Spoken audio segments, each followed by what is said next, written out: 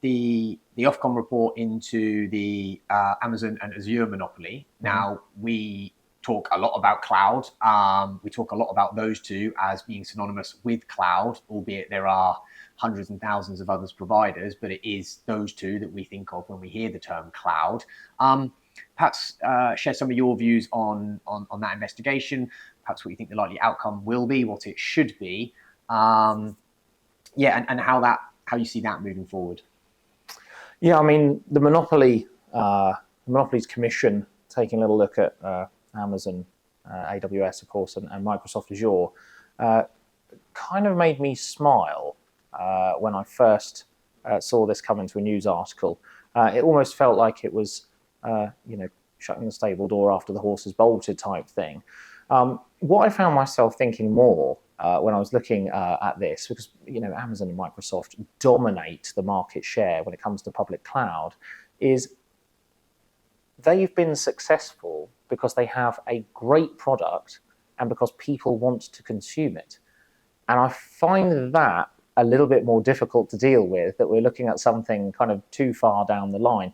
Do I think that they have been responsible for some sort of nefarious practices that have led to them having that dominant share? No, I actually think that they're just brilliant, that they really are that great. We do a lot of work with both Amazon and with Microsoft. I think they do have that dominant position there. I think that in many ways, I think a lot isn't going to change unless other major companies take a step forward to offer something into the marketplace that ultimately wants to be consumed in the business world, or indeed in the consumer world. And I don't really think that there's a significant amount of barriers to entry in the public sector space, and certainly in the private sector space either. So, I mean, I think it was a story that appeared and kind of as I expected, was very much, today's news is tomorrow's chip paper. It will be interesting to see if anything comes of this in the near future. But I don't really see, unless there's, from a public sector perspective, I suppose the only way to force this issue is to take a very central mandate from on high and say, look, X% of your cloud purchases can be in these two, and that's it. Let's say it's 50%, then you have to move into the other two. But I can't see that happening anytime soon, even if you put forward a mandate like that. Azure and AWS are very established, and to try to be able to even move out there, it's going to be very, very disruptive. But my general thoughts on it still remain the same, is if you're winning in the market because you've got the best product, I kind of don't think that's a bad thing. Yeah, so I read, and I think, again, you shared it on LinkedIn within the last couple of weeks, that Google have removed egress charges, albeit with a few caveats and conditions. We talk about egress charges a lot because they're one of the hidden costs often forgotten when organizations start moving to cloud. Do you think that's the sort of thing that can move the needle at all? Is it a move in the right direction?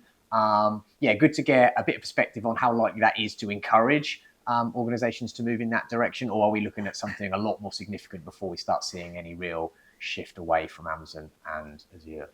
Yeah, I mean, Google making a change with egress charges is definitely in the sort of IT and the networking and cloud and that world. That's a headline grabber for sure. Egress charges are definitely one of the hidden costs of using the public cloud. I think Google have probably gone on. I think that's more of a marketing thing, and definitely a sales thing as well. Is it a potential lure to bring you over from, if you're going to use Amazon or Azure? I'm assuming it's existing market, so it's trying to displace rather than new market. I think most people who want to be in cloud or have large parts in cloud have already got there. I think it's a headline grabber. I think it's great marketing. I don't think it's going to make a significant difference at all. And one of the key reasons, if not arguably the key reason in and of itself that I believe that is, I don't think yet that consumers of public cloud have a real grasp on the money they spend, anything from simply not caring at all or not monitoring to accepting that that is how public cloud works. So whilst it is a hidden charge in cloud, is it significant enough for someone to want to make the leap? I don't think so. I think if someone's already looking at the cost of cloud, they're looking at all of the services within a public cloud provider. They're looking at all of the indirect, intangible things like teams to support it and things outside of that, non-technology factors as well. So I don't think that that would be the thing that lures anyone over. So no, I think whilst it is interesting, and I think, I said when I posted online, will Amazon follow suit and will Microsoft follow suit? I think the answer to that is very simply no. I think both of those entities are locked in whether or not the other one goes first. And as it has no bearing on each other, it doesn't make any commercial sense. If Microsoft do it, Amazon will then do it, and everybody who's in Microsoft will stay in Microsoft, and everyone who's in Amazon stay in Amazon. It doesn't make any sense at all. So I think wonderful headline grabber, but I don't think it's ultimately going to be responsible for people moving in cloud. I think actually the thing that's going to be the one that starts to make people think potentially more about Google in particular is the rise in artificial intelligence and consumption of AI platform and Google throughout the years has always been talked about as possibly one of the strongest, even above the big two, as the platform of choice for AI. Well, we don't have to go back many years when AI wasn't really even talked about at all. It wasn't as en vogue as it is now, and it really is still fledgling. So I think that is going to be the thing that really starts to sort of spark the move in the market share rather than the move away from Amazon Microsoft. So you mentioned AI there, and I know that's a subject that gets talked about a lot in our office. I suspect it gets talked a lot about in a lot of offices. Be interesting to get your take on it. So in the first instance, to sort of AI, the floor is yours. But then thinking more specifically about the space we operate in, do you think there are any use cases for that kind of technology? Maybe not, next month or this year, but into the future. What's your view on that as this technology emerges and begins to become much more widely known and kind of accepted, I think, more recently? Well, AI for most people is sort of the thing of the future, the thing that people have seen in films and television of days gone by, and it's going to change the world. It's all like the sort of flying cars phenomenon, isn't it? And I think what it has brought, which is unexpected, is as its popularity has grown and it's incredibly en vogue, is everyone's an expert. To be differentiated from, everyone has an opinion.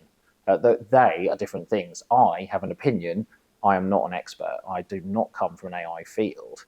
What I have seen is that there is a huge confusion of what artificial intelligence is, what machine learning is, and what standard computer programming is, which ultimately people are badging as artificial intelligence. And we're definitely in a learning phase. So I feel quite strongly about the fact that the use of ChatGPT and Midjourney to create images is funny and fascinating, but largely pointless. I did recently, however, come to learn where there were some good use cases for Midjourney, sparked a good discussion on that. But I think people also have this belief that the exponential growth in IT and the upcurve of all the technologies we use means that AI is here and we're almost days or weeks away from, Terminator. This is just absolutely not true. We're right at the start of understanding what these things are. I don't think there are many practical uses of AI yet at all. I think any of the use cases that are being developed right now are probably completely lost in the noise, the good ones. I don't doubt that there are some fascinating things in health and health tech in particular, but you don't hear about them because people are doing cool Midjourney pictures. I think there is going to be a widespread application of AI. It's not going away. It is going to be used. I think it will actually dampen a little within the next kind of couple of years as it becomes more of the norm. And I think it will also be driven by consumer expectation. I mean, ultimately, that is, I think the phrase is something like necessity is the mother of invention. Well, at the moment, AI, I'm not seeing very much necessary. So it will be interesting to see where it can be used practically. And of course, for me, my main interest is going to be in the field of networking. And I've got some good ideas as to where that might be going.